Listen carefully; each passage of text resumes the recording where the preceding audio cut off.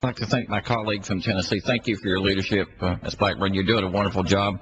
I had the opportunity to serve with you in the state legislature, and we fought off a state income tax together back in our home state, and it worked well in Tennessee, and it would work well here to keep our taxes low. As you well know, mothers and fathers all across Tennessee, I'm more concerned about East Tennessee, to be honest with you, but mothers and fathers all across East Tennessee and across America sit around their kitchen tables putting budgets together.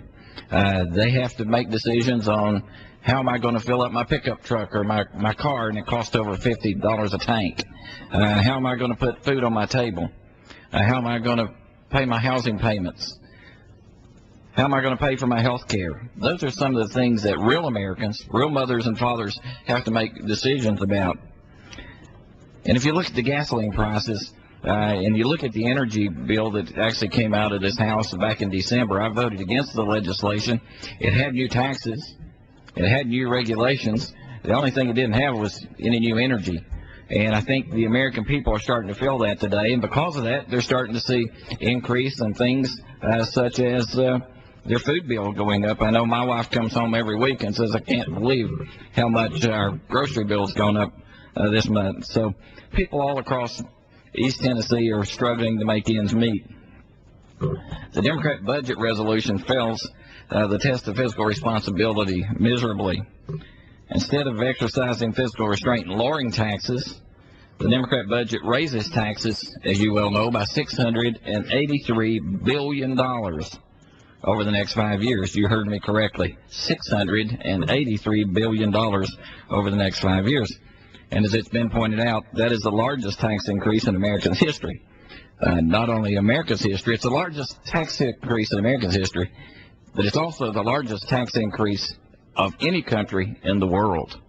That's pretty amazing. I don't go home every weekend and hear people say, if you could just raise my taxes, my family will do better.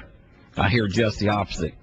Keep taxes low, keep regulations low, lower gasoline prices, and let me succeed. This budget actually blows away the previous record tax increase back in 1993. That was $443 billion. These are real tax hikes being imposed on real people. Here are some of the staggering statistics for families in Tennessee's 1st District. According to the Heritage Institute, because of the Democrat budget, the average taxpayer in my district will be forced to pay an increase of $1,596, and it will result in almost 2,000 jobs being lost and a loss of $188 million in the 1st District's economy. That's not what I hear when I go home every weekend to East Tennessee. If you could just raise my taxes, increase regulations, that's going to be good for my family. That's not what I hear. I hear keep taxes low, keep regulations low, lower gas prices, and get government out of my way, and we'll be able to do better.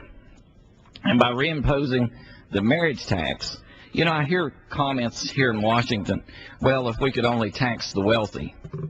Well, when I go home to East Tennessee every weekend, there's a lot of married folk that are not wealthy. That's just common sense. And by bringing back the marriage tax, roughly 23 million taxpayers will see their taxes increase by $466 by the year 2011, simply because they're married. I don't know if that's the policy that we need to be bringing forth in this Congress. That's not what I hear when I go home to East Tennessee every weekend. We have a choice between bigger economy or bigger government. Taxing and spending is not a road we need to head down. Ronald Reagan once said, we don't have $1 trillion debt because we haven't taxed enough. We have $1 trillion debt because we spend too much. I think we, as members of Congress, need to be more concerned about the budgets of mothers and fathers who have to put a budget together around their kitchen tables back in East Tennessee and across America, rather than growing a federal budget that supports out-of-control spending that relies on taking money from the very mothers and fathers who are struggling to make ends meet back in Northeast Tennessee and across America. I'd like to thank my colleague, Congressman Blackburn, for her leadership in putting on this budget school.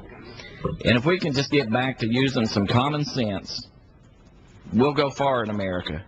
It's worked well for over 200 years. We just need to get back to that common sense. Thank you for your leadership.